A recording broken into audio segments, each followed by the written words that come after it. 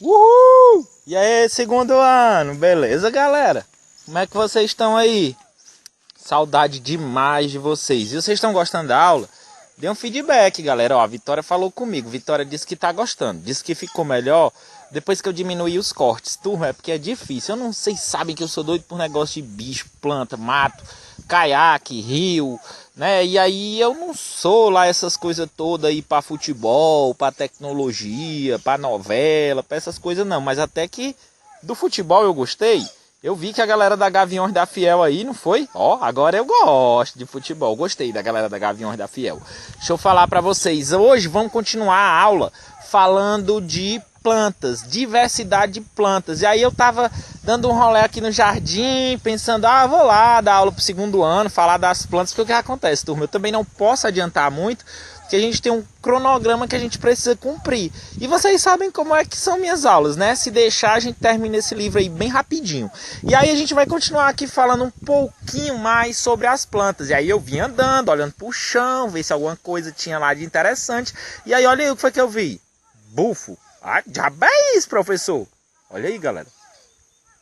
Galera, isso aqui é uma tartaruguinha, ou um cágado, ou um mussuã, ou um Gymnosternus scorpioides. Qualquer nome desses que você chamar, você vai estar correto, tá certo? E o que esse bicho tem a ver com planta, professor? Que planta foi essa que o senhor se alimentou, que o senhor tá falando que uma tartaruga tem a ver com planta? Galera, eu vi essa tartaruga cheia de, olha aí, manchinha verde nas costas. Caramba, que é isso? E aí eu vi que ela tá carregando nas costas dela uma plantinha aquática que, tipo, ela saiu da água, a planta é tão pequena que a planta ficou grudada no casco dela. E aí ela tava andando para outra lagoa. Tipo, ela tava levando a planta de carona, um ônibus de planta aqui, ó, querendo me morder. Um ônibus de planta andando, levando as plantas para outra lagoa, brother, aqui, plantas gaiatas, mano. Espero que elas pelo menos paguem passagem para isso. E aí o que acontece? Essa tartaruguinha tava vindo pro meu açude. Então, para falar de plantas, a gente vai começar falando sobre diversidade de plantas, na verdade, continuar e falar um pouquinho sobre lêmina, tá? Lêmina é o nome dessa plantinha aquática, turma, ela até comestível é, tá certo? E aí essa plantinha aquática, ela vive de retirar os sais minerais e a água da água. Ela é aquática, ela é flutuante, tá certo? Ela se reproduz com muita facilidade. Quando ela pode, as lagoas menores, ela fecha completamente a parte de cima, tá bom? Às vezes ela prejudica até os peixes, retirando um pouco da oxigenação. E aí, galera, eu vou soltar essa tartaruga para ela continuar, ó, os sapinhos cantando, para ela continuar a fazer tipo o caminho que ela ia fazer. E aí a gente vai poder perceber como é que essa planta naturalmente pode se mudar de uma lagoa para outra. Entendeu? Tipo, ó, eu vou botar a tartaruga aqui no chão. Vamos ver qual vai ser. É um cágado, ou mussuã, ou Gymnosternus scorpioides. Agora vamos olhar pra ela, que senão ela vai embora, a gente não vê. Meu Deus, eu tenho medo de brigarem comigo, de falarem que eu tô enrolando a aula, dizendo que botando tartaruga pra andar. Tipo, vai ser uma piada, mas vai, tartaruga, anda. Pronto, ó.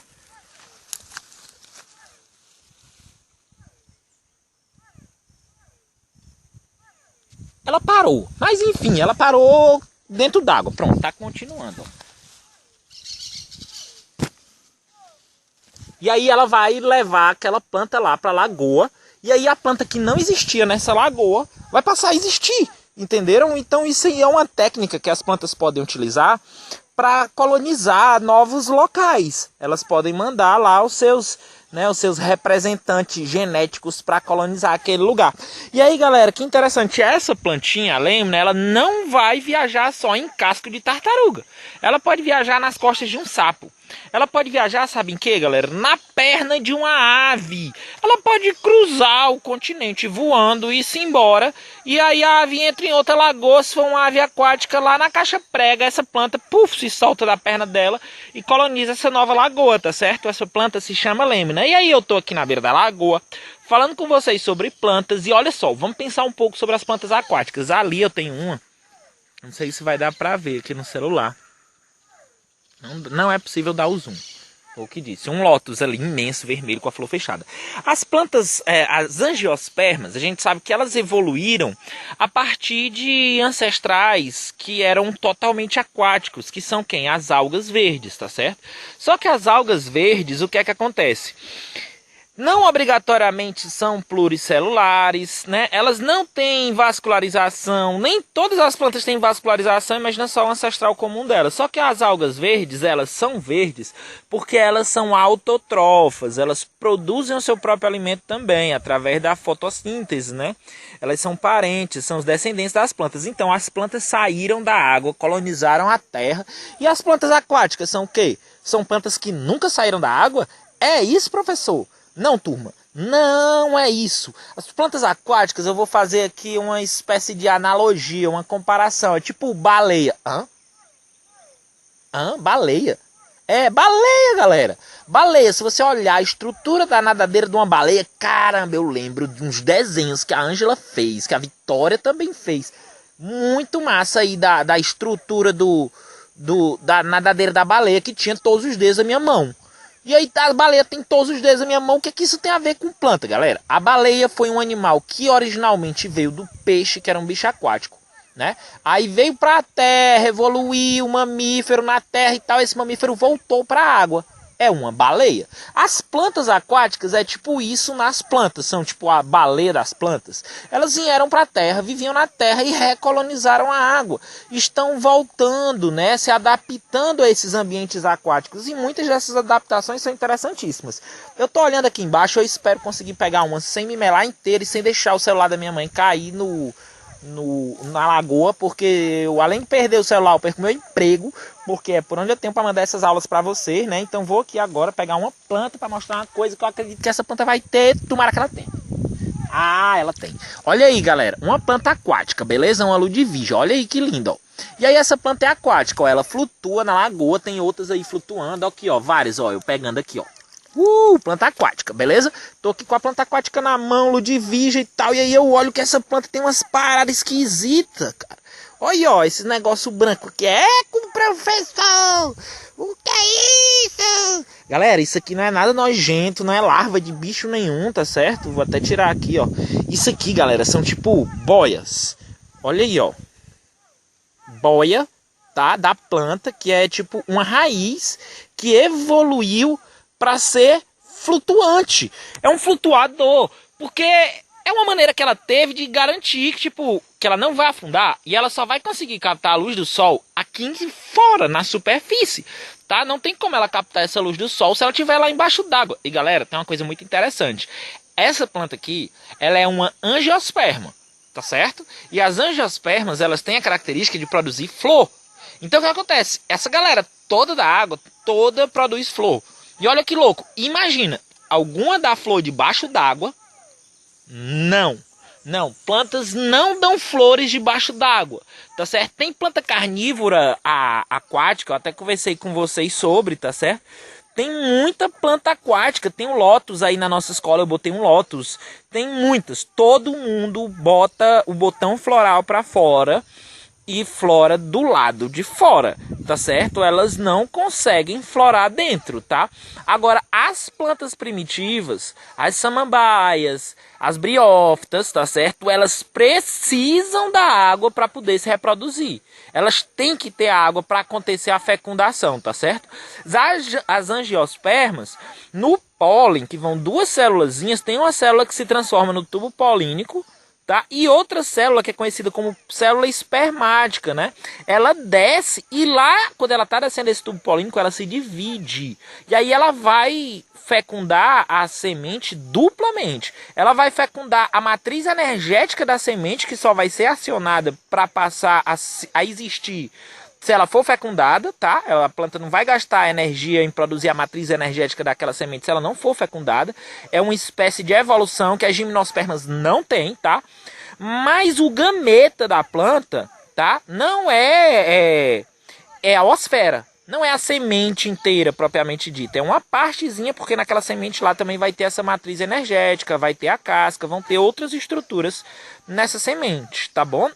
Além do óvulo. propriamente dito. Então, galera, essa daqui foi uma planta que eu quis mostrar para vocês, aquática, mas vamos continuar pensando e falando sobre plantas e olhando. Aqui, por exemplo, vocês viram lá na aula passada que eu tenho muitos cactos, né? E cactos são tipo assim, plantas adaptadas para viver em locais secos. Só que mesmo os cactos também tem muita diversidade. Galera, cacto é planta exclusiva das Américas, tá? Vocês lembram lá da teoria das placas tectônicas, dos continentes emendados? Então os cactos, eles evoluíram depois que a América do Sul, tá, se soltou esse pedaço que são as Américas, né? Se soltou da África, tá? Portanto, não existe grande diversidade de cactos lá, salvo me engano, tem uma espécie de cacto na África que as pessoas dizem que talvez tenha sido levada por algum animal, alguma ave ou alguma ilha de vegetação. A gente pode também conversar sobre ilha de vegetação, mas deixa eu mostrar esse cacto para vocês. Olha só como é legal a diversidade. Turma, esse aqui é o pé de pitaia. Eu enfiei um dia esse tronco aqui, tá? É uma jurema. Enfiei aqui e plantei uma pitaia lá embaixo e aí ele tá subindo, olha só. É um cacto arbóreo, tá certo? Para vocês entenderem um pouco da diversidade. Turma, tem planta para tudo. E como eu falei com vocês, a maioria dos fármacos, eles são feitos através de princípios ativos encontrados em plantas, tá certo? Deixa eu mostrar aqui para vocês aqui o que eu iniciei. Olha só os cactos aqui interessantes. Aquele comprido lá é um San Pedro, é um cacto peruano, tá certo? Ele tem esse nome porque ele é utilizado em rituais xamânicos e esse nome San Pedro é porque dizem que os primeiros cristãos que chegaram lá tiveram contato com ele, falaram que ele que tinha a chave do céu. Por isso que deram esse nome San Pedro, tá? Eu não tenho nada a ver com isso. Olha aqui, ó, cabeça de frade, ameaçado de extinção, tá certo? Esse aqui é nativo aqui do nosso Ceará. Eu gosto muito desse cacto porque ele atrai uns beija-flores e tipo assim, um sonho que eu tenho é filmar o beija-flor vermelho nesse cacto. E aqui no jardim tem muita coisa legal que a gente pode conversar sobre plantas. Nós temos aqui o flamboyante jardim, certo? Que é uma punk. Professor, o que é punk? Eu acho que eu já conversei um pouco com vocês, né? São as plantas comestíveis não tradicionais, né? As incomuns, pouco utilizadas pelas pessoas, pouco conhecidas por algumas pessoas, né? Eu tô procurando aqui umas punk, lá está, achei uma ali. Tem várias, né? Mas essa daqui é a que eu utilizo mais. Olha só, outra planta aquática. O que eu falei para vocês lá, ó, ela bota a flor para fora, tá? Não tem como essa planta ser polinizada se ela manter a flor dela embaixo d'água, tá certo? Então olha aqui que legal essa planta. Turma, essa planta aqui, ó, é a vinagreira, tá? Ó, essa planta aqui, ó, dá para comer e tudo, tá? É dela que se faz um arroz muito famoso chamado arroz de cuchá. É um arroz tradicional lá pelo Maranhão. E aí a gente tá falando de planta. E aí eu vim de lá falando de cacto. E aí de repente eu chego aqui e eu encontro essa planta aqui, ó. E aí alguém olha pra mim, a Vitória olha pra mim e diz: professor, isso é um cacto. É mesmo. É não, turma, não é um cacto. Parece, né, ó. Olha aí, a cara de um cacto. Só que isso aqui é uma convergência evolutiva. O que é uma convergência evolutiva, para vocês entenderem? São plantas que vêm de uma matriz genética de um ancestral comum, diferente, tá certo? Isso também vale para os animais, tá certo? Essa convergência evolutiva. E aí o que acontece? Eles, para se adaptar a esse ambiente, eles ficam muito parecidos.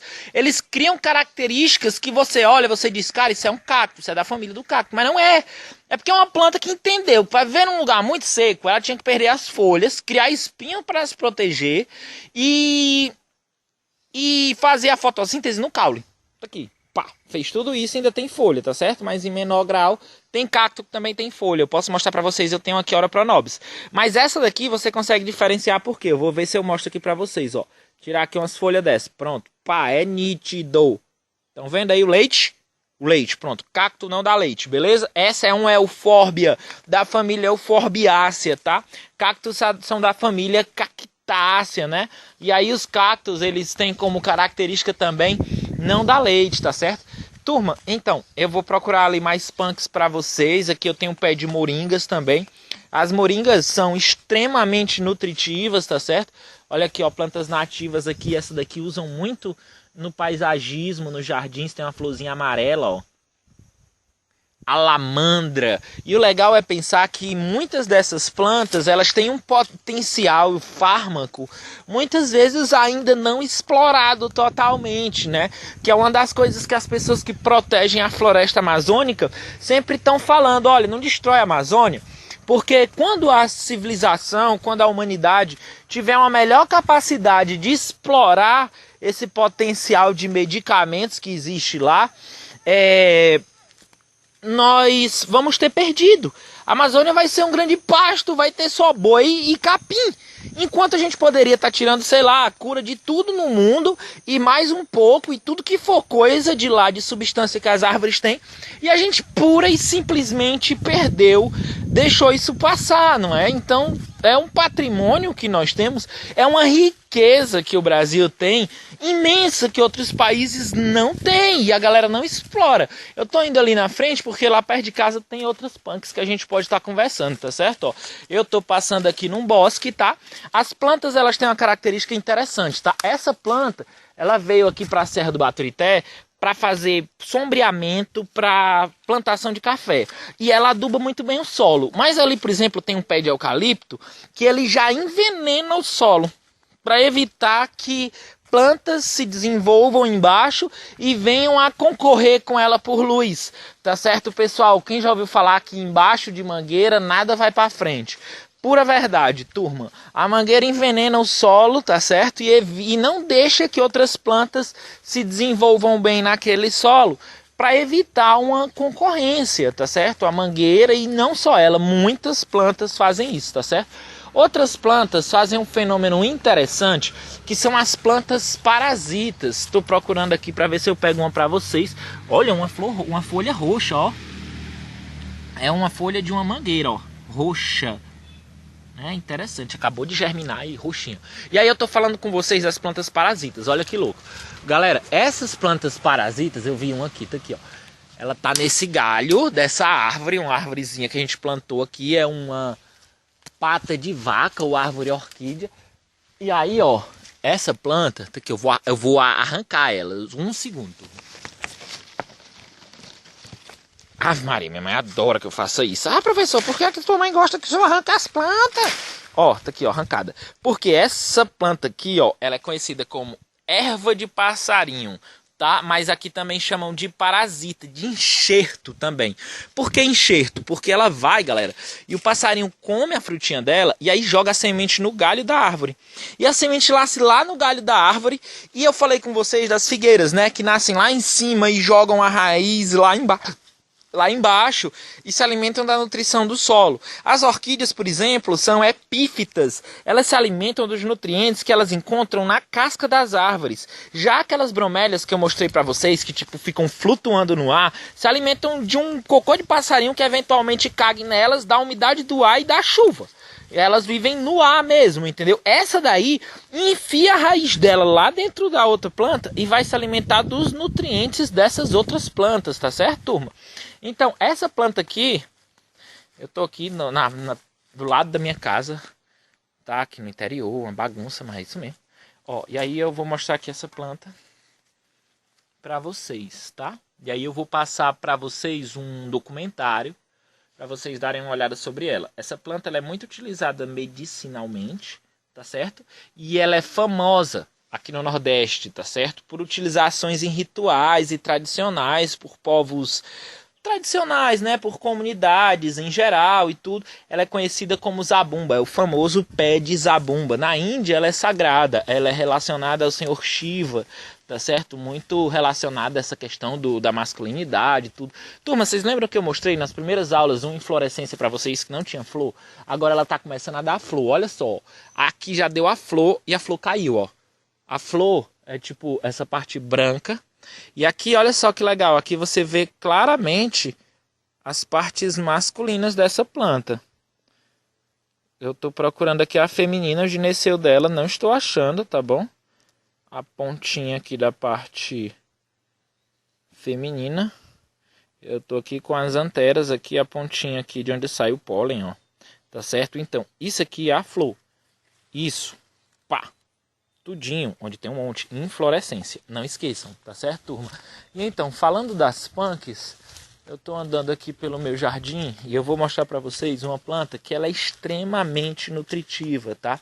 É a Ora Pronobis. Aqui na serra a gente tem essa espécie aqui que ela dá uma flor cor-de-rosa, tá até sem flor hoje. Mas turma, isso aqui ó, é um cacto. Dizem que essa planta tem 25% de proteína, tá certo? Na sua composição. Tem esse nome de Ora Pronobis porque falam, olha, tem um aqui que tá de florzinha, que falam que... Bonita, né? Falam que os jesuítas, quando chegaram aqui, eles não morreram de fome por causa dessas plantas, entendeu?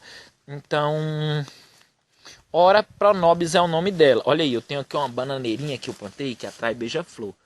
Olha só que coisa linda também, tá certo? Já é de outra família, que é a família das bananeiras. Elas se reproduzem muito também, tá certo? Por baixo da terra, através dos rizomas, tá certo?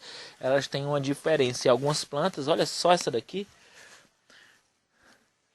Ah, vamos terminar essa aula cheirando o cravo de defunto. Ou é cravo de defunto mesmo, viu? E aí depois a gente continua conversando sobre plantas. E aí o que vocês tiverem de dúvida, quiserem conversar comigo sobre, tá certo? Vocês passem. E aí próxima aula a gente já faz uma coisa mais voltada para o livro e tudo, tá? Hoje assim foi mesmo essa semana para abrir um pouquinho a mente de vocês, a gente poder conversar um pouco. Eu estou ansioso pelas dúvidas, por mais interessantes que sejam. Valeu, turma!